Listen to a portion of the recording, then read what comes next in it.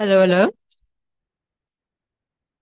Welcome everyone to a new semester of GeoTalks. And this semester we're kicking it off with our honors class. So Mary, Nomaswazi, and Simon are going to be presenting the metagenesis of the western margin of the Carpal Craton in the link between the geological history, tectonics, and mineral endowments. Please come forward and present your talk.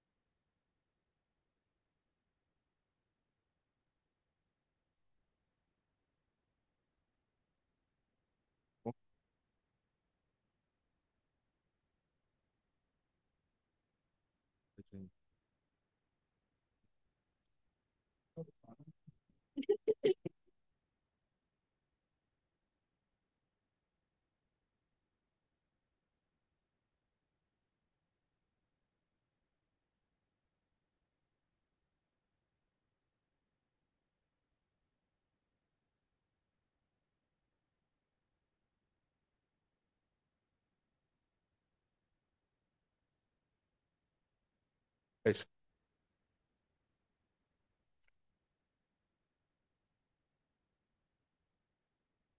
Yeah.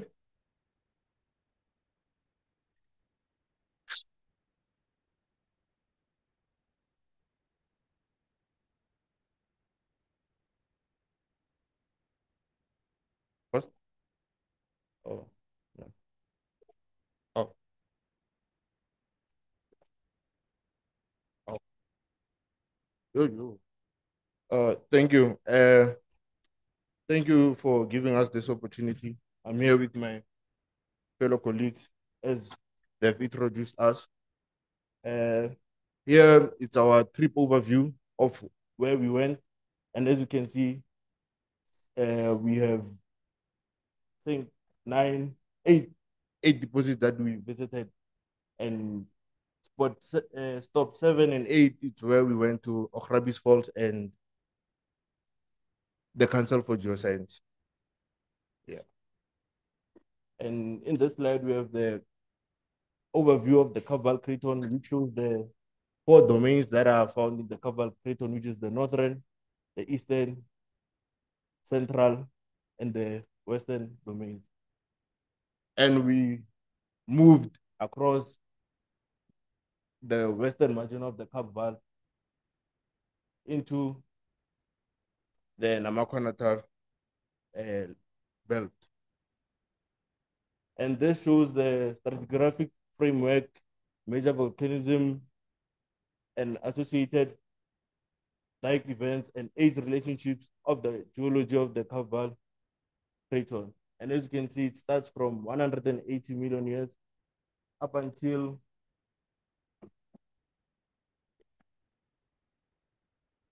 yeah. And this is just an overview of the Bushveld complex, which shows the western limb, the eastern limb, and the northern limb. And with our field trip, we started at the western limb, moving across, or moving across, not across, moving outside the Bushveld complex towards the Crypine Gold and into the Namakwa mobile belt. And in the figure on the right, we choose the schematic diagram of how the Bushveld complex formed, not how the mineralization actually occurred. And in this slide is where we went the first day. We chose the Bushveld Vametco mine. And as you can see in the figure, we have the magnetite layer, which underneath it's another side. And in this, eh, and in this pit, this water is being dewatered, clean water, it's being dewatered for irrigation.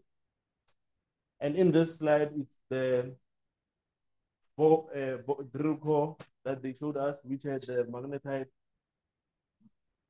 This magnetite also the drill core head also anthracite, which is the white rock, and the light gray, which is the norite. The magnetite, sorry that I didn't mention that. The magnetite in this mine is mined for vanadium. And on our second day, we moved further west. We went to Sibanye Stillwater in the Rustenburg, where we were separated into two groups. One group went to the Merensky, the other one went to the UG2. And the sample on the left is from the Merensky. We choose the pegmatoidal pyroxenite, which has the lower chromatite stringer. And on the right is the Drill-Core hole, Drill-Core that was the Drill-Core that was the Drill-Core. This Drill-Core is from UG2, and it shows two chromatite stringers, which is the middle, the lower chromatite stringer, with uh, with the two chromatite layers, which is the busted chromatite reef and the actual chromatite reef.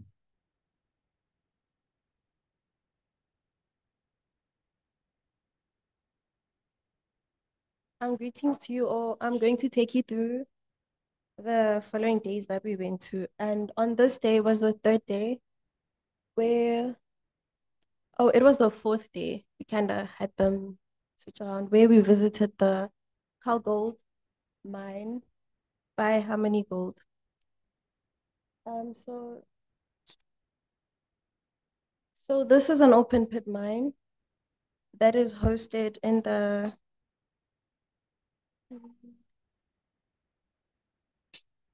in this mine, they're mining gold that is hosted in sulfide and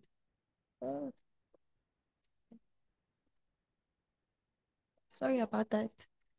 So on this day, we visited the Kalgold Harmony mine, in which they mine gold. So the gold, they have 3 different zones in which there's the D zone, the A zone, and the water tank. The mining is actually happening in the D zone currently, and the A zone has been mined out. So we visited the site and we saw the pit. It was very beautiful to see an open pit mine. And we also got to see the core that they were working with. So on the core, you can see like it's hosted in Bandera Formation. And on the core, we have some veining happening and sulfide and some hydrothermal alteration that led to the deposit forming. On the following day, on day 3, we visited the Witgorp fluorspar mine. And in this mine, they mine for fluoride, and it is hosted in dolomites. Right? And those dolomites had stromatolites in them. So this map is just showing the locality of the Transvaal sequence, and this is where we were in the sequence.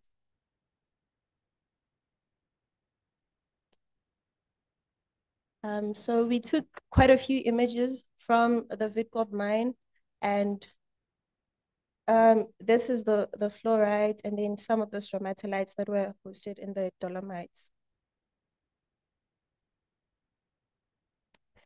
This was a very beautiful sight to see, and the water was beautiful. We also have the cross section showing properly how the pit was done. It's also an open pit mine like Kalgold, but in this case, they do not mine in blocks like the previous one. Then we moved to the Kumba iron ore Sishen mine, in which we were looking at iron ore deposits. This is hosted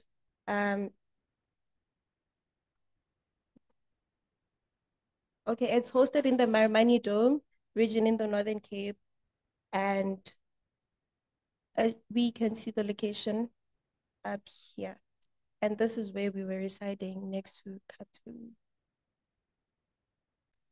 So from the visit at the site, unfortunately, we didn't include the picture of the pit, but it was a very red and big pit that was 10 kilometers long. You can imagine how big that is. So after seeing the pit, we saw that some drill core happening and they showed us how everything works. We then went to see the core log, in which they showed us four different types of the lithologies that were found there. So on this A, we have, sorry, on A we have laminated banded iron formation. It's also hosted in banded iron formation. We have laminated banded iron formation. On B, we have massive one. And then on C, we have the brecciated one. It's also shown in D. So the breccias were differing in sizes. You can also see some microfolding on this part of the core, and there were also some layering that was happening. This was the iron ore that is actually being mined.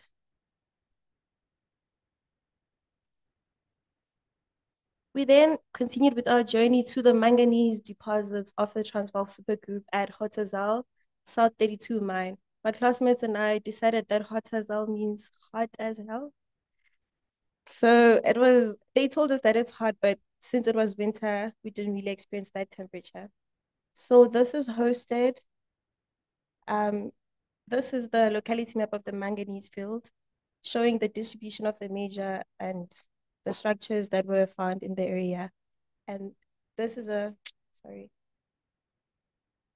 is the stratigraphic section of the area. And we did see some angelic lavas after the Hotazel, which was at the end of the core.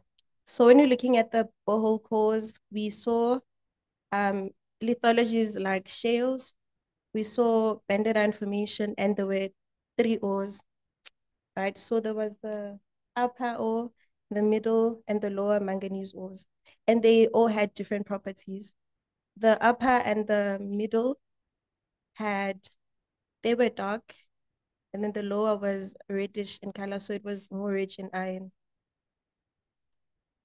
And then we also saw the Dwika diamectides at the top before we started with the shales and the ores. Some important minerals that we saw included sulfides that were trapped in the iron, in the banded iron formation. And we also saw that there were some microfolding happening and microfaulting that we saw. And there is some structural controls happening in the area. There are fault systems running in the north, south, east, west direction that served as pathways for hydrothermal fluids to get into the lithologies and cause some alterations that we were seeing. This is jasperite, one of our favorite minerals. The most exciting day in the trip was definitely the Okrabies Falls National Park. And this is where we saw amazing and really interesting deformation structures. So in this area, we saw granites that were highly deformed and had experienced really very high grade metamorphism. So the evidence of that was from the alignment that we're seeing on the granites. The alignment that we are seeing on the granites, which were also further folded as more metamorphism was happening. The falls are from the Orange River, which cuts through these granites. And it was really beautiful to see. We also saw a rainbow and we took some amazing pictures of our class.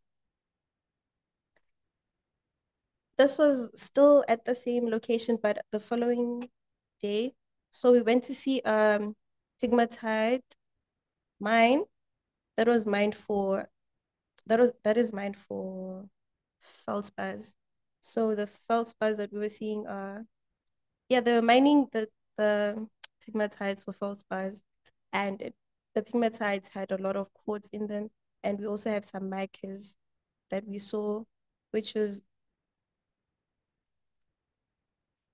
the micas were really they were big on the pegmatites, and we also saw some graphic textures on some of the pegmatites, which was interesting to see. And this was a clear-cut sample that we got.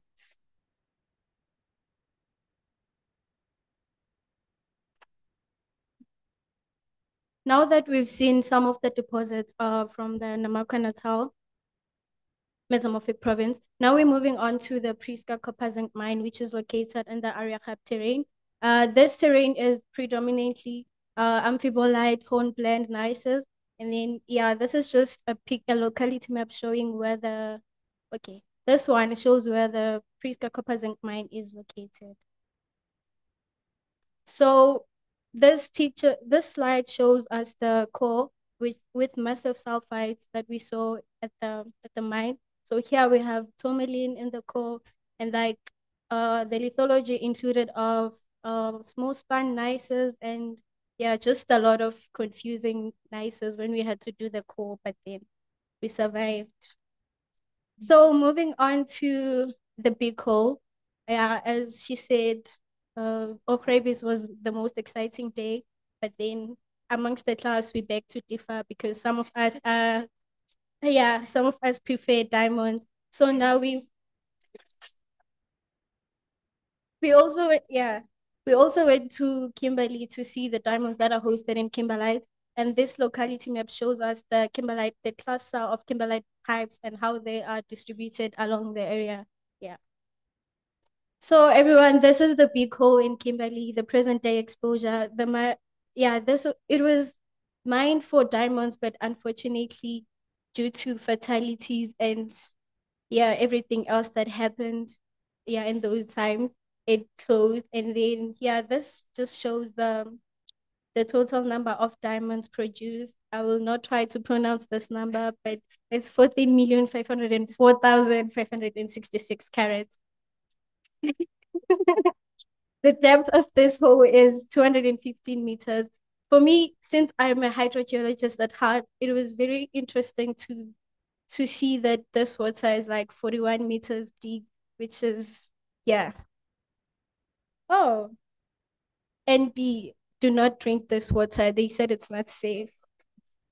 So like I said, diamonds are a girl's best friend, which is why this kimberlite is in the picture it's in the shape of a heart. So here we have, garnet minerals, which are indicator minerals for diamonds. Now that we've seen the deposits, and as per the title of our presentation, which is the metallogenesis of the western margin of the Kapval Craton, the link between the geological history, tectonics, and mineral endowment. So now I'm going to take you through the tectonic evolution of the whole, of the deposits, basically, to try and explain to you guys how they formed and why they are the way they are. Yeah. So here we have, in this schematic model, we have an island arc, which will later on become Ariachap, where we saw the copper deposit at Copperton. And then here we have the Kapval Craton. So what's happening here is that there's subduction and the island arc accretes into the Kapval Craton. Here we just show how the Kies terrain was formed as the accretion was progressing. And then, all of this started at about 1,300 million years ago. And then over time, the island arc we said increasing, and then the Kies terrain is forming. And then here we see intrusion of granite into the Richtersveld subprovince, and then the subduction moves towards the western margin of the Kapval Craton. Along the way, when we were still going to the Namaqua Natal Metamorphic Province, we saw a very, very hilly landscape, which shows that there was collision of different crustal blocks, which you see here. Then here we saw that this diagram shows how the gneisses that she was talking about intruded into the Kakamas terrain. And then here, this just shows how everything looked like at 1,113 million years ago. Unfortunately, we don't have a schematic model of how it looks now, but we think it's still similar to this. And then this whole thing, we think it was the cause for it was the source for, I mean, what I want to say is that it provided it provided fluids for the hydrothermal alterations they were talking about earlier. So here we have deformation structures that we saw towards the western margin of the Kafue Craton. And then what happened was that as we moved towards the edge, we saw that the deformation was increasing. As you see from this picture, the rocks are not that deformed, whereas here it's going down. And then you also saw some microfolding. It was very, very nice to see structural things because here at Wits, we only see stereo nets on paper, but then when we went there, we saw everything and we wished Prof. Gibson was with us so that he could ask us questions. I know they will, but then, And then here we also saw a dike intrusion that is unfortunately filled with sediment. Yes. So in conclusion, we say the evolution of the Kafue Craton, which is one of the world's oldest and most stable continental blocks, provide perceptiveness into the early Earth processes. Its development over billions of years showcases the interconnectedness of tectonic, magmatic, and sedimentary events that contributed to its geology, preserved, and mineral deposits, from the occurrence of gold in the greenstone belts, the Grippan, to the kimberlites and diamonds in Kimberley. Now, enough about science. So we just want to show you guys our living situation. This, thanks to Linda and the staff, this was a breakfast from one of the days. And then courtesy of Anglo-American, this, was the breakfast when we went there. And guys, you can see, for all those that are still in undergrad, please prepare yourself. You are not going to sleep in bedrooms. This will be a bedroom for the entire duration of the field trip. So and sometimes it was rosy, sometimes it was raining, sometimes it was cold, sometimes it was nice. But you're a geologist, so you don't care about all that. As Linda said, geology is a lifestyle. So this is a picture from one of the campsites we were at, and here is a picture of from our chefs. Yes, as you can see, geologists need to eat, guys, hence this very big chunk of and then from the honors class we say thank you. It was a nice presentation.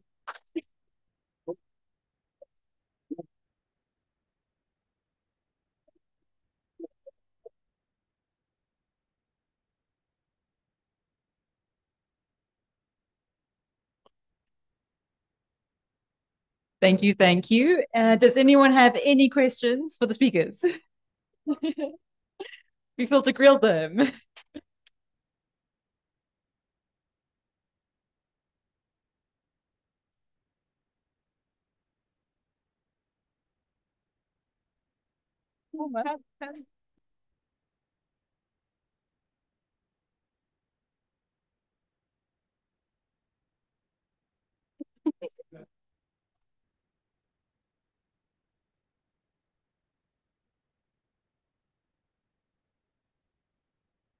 Thank you all for a really cool presentation. That was great. I have a question. Maybe it's a slightly unfair question, but let's see. So you mentioned that you noticed a change in deformational degree or structures as you move towards the edge of the craton. Do you think that had any linkage with mineralization? Could you make any linkages and correlations with mineralization style as you moved from the center parts of the craton towards the margins?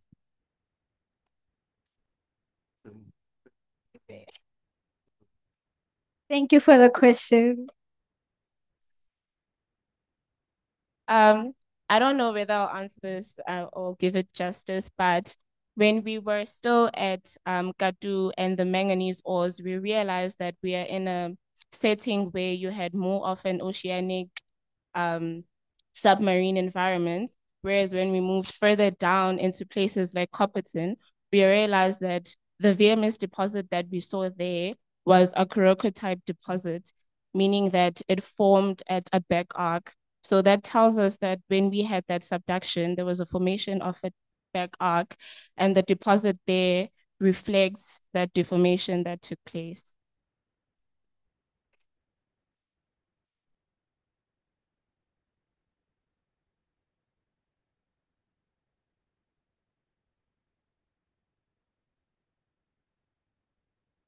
Since you're doing geophysics right now,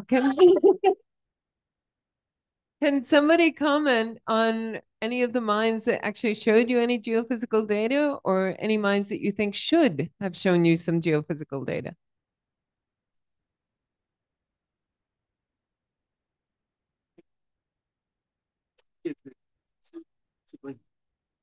Maybe see mine. No, they're the ones who should have. We didn't really get to see geophysical data. Oh, Vametco. Vametco. Oh, we're hungry. Sorry. But Vametco did show us some geophysical data. I think another mine that it would have been good to see them doing the geophysical methods is Flossbar, where they mine for fluorides. Yeah, that would have been interesting to see.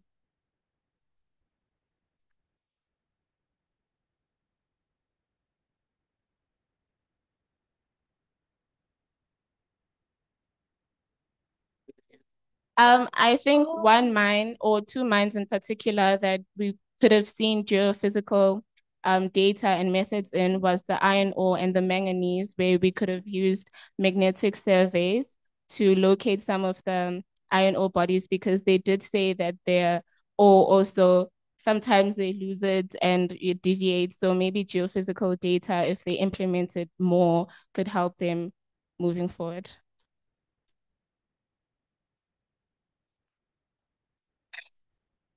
Oh, that's fine. I saw on one of your slides you mentioned that garnet was found, like it's an indicator for diamonds, I think. One thing I know is that garnet and diamonds are high metamorphism minerals. So I'd like to know, why is garnet an indicator of diamonds, or why is it like, how can I put this? Why is it found like with diamonds? Like I don't know if you get me. Yeah, yeah, yeah. I will move the mic to the metamorphic petrologist. Okay, to answer your question, first thing first, garnet, they survive at longer conditions, like they vary. You can find diamonds as early as I think 450 degrees Celsius.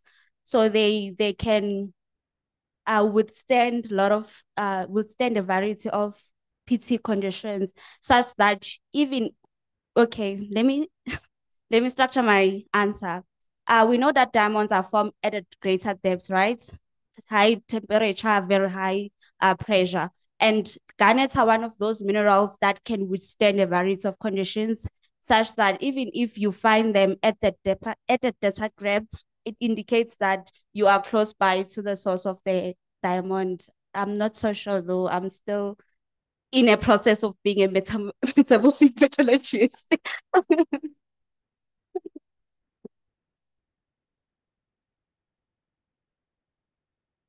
We have a question from the YouTube audience. Why is jasperite your favorite mineral?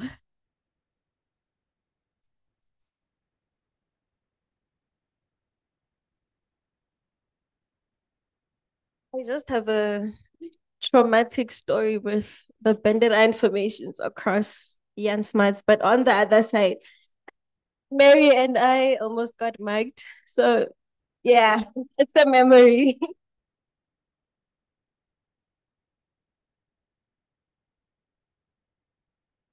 Any more questions?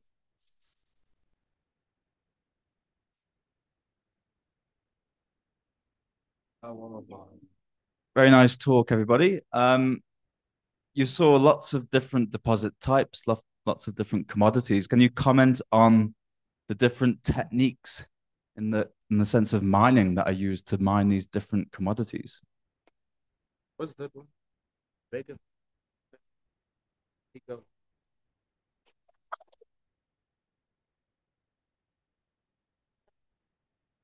Okay, so I'm gonna comment on the I think one of the most important things we learned, I think we didn't notice how simple it is, but Linda once asked us a question as to why is the UG2 being mined underground, but we have deposits such as the one at Vidcorp being mined on an open pit. And I think we struggled with that, as simple as it may be. But one of the answers that we got was that the UG2 is in the Bushveld complex. So you have a lot of igneous rocks and they're very strong and they can withstand some cavities that you may put when you're mining underground. Whereas for other deposits, such as the Vidcorp mine, it's dolomites. So, and it's overlain by banded iron formations and chert, which were very brittle when we were looking at them. So for them, it's easier to mine more open pits than it would to go underground because of the stability of the ground above them.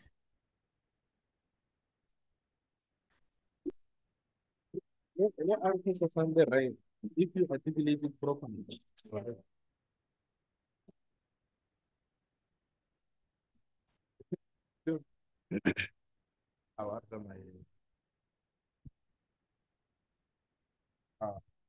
want to show them next. I have one more. This is the last question. Okay, so there was a picture you showed there. There was like, I don't know, was it at the Hotazel mine? On your, I don't know, was it the manganese course or the BIF, but there were like inclusions of sulfides. So I wanted to know like what events led to the sulfides being included in, those rocks or those minerals. Yeah, can you please explain the events that led to that? How and why were they included with the manganese? Yeah.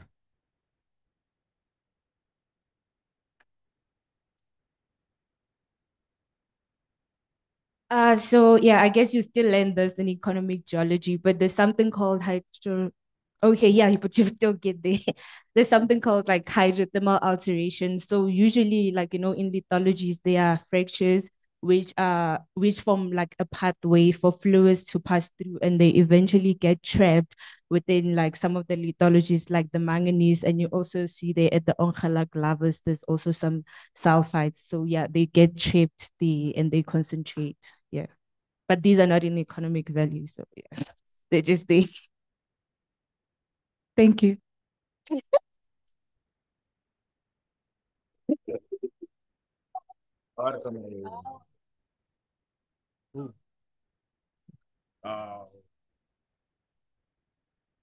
So since we are on this slide and I see Doika diamectite, when you're speaking about manganese deposit, I think when we saw this Doika in the core, we were surprised and we had some kind of discussion.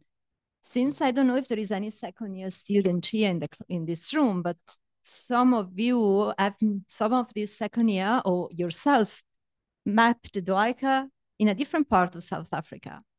And you know the age of the Doika, in which kind of supergroup it belongs, and you know in which kind of supergroup the manganese deposit belong. We have this discussion in the field. I would like to explain this to everybody. Thank you. Thank you.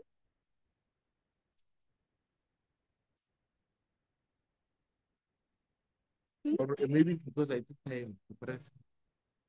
The question is, what is the relationship between the age of this Doika and the ores at manganese and the Doika we saw? Oh, let me saying, yeah, the Doika we saw at Babanango.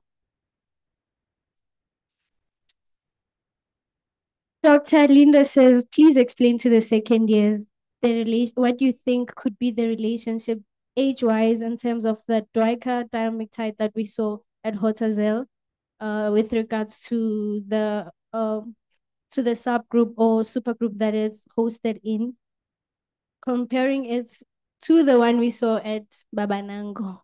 Are they the same age? Are they related?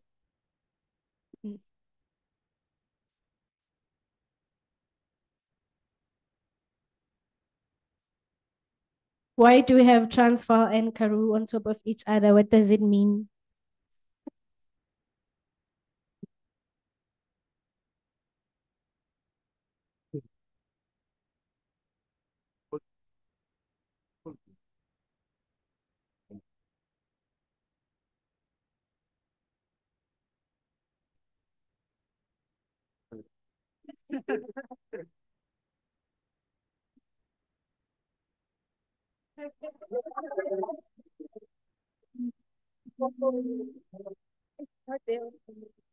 Folding. Can it be folding? Una fold. I want more folding. What? Una folding. Yeah. But bro, Karu put in Transvaal. Oh, how not say in between? So the Transvaal and Karu. So there was nothing that was happening. So this one, it's a gap. It's a gap. It's a gap. It's a gap.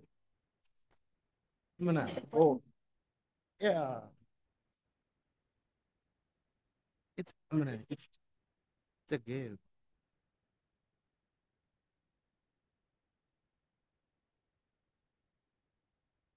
Ah, yo, keep period yeah, no deposition and what. Nabakasi bulele ba. Eh? Okay.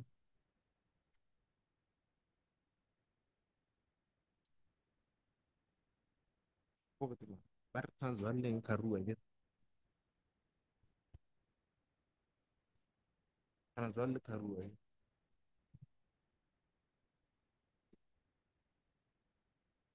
Ajo.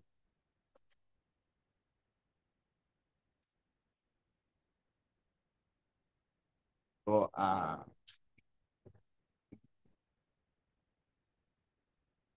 Amir.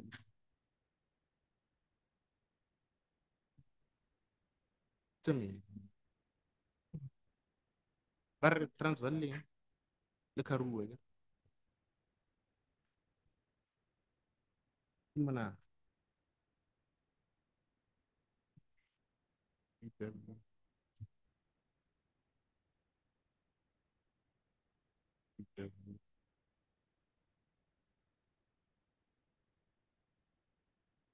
Amana. Bo, sorry.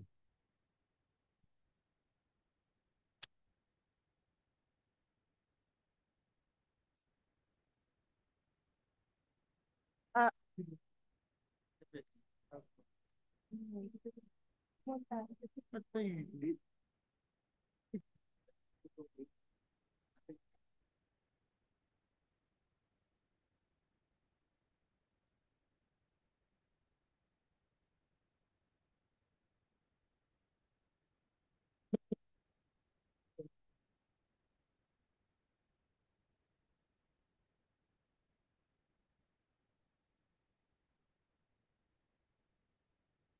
Hi, guys. Unfortunately, we do not have an answer to that question yet. We're still going to investigate, visit our nodes, and come back stronger. Any other questions? Any other questions from the audience? Even the online audience? Okay. Thank you so much, guys, for attending. We're looking forward to attending every year the honors class presentations.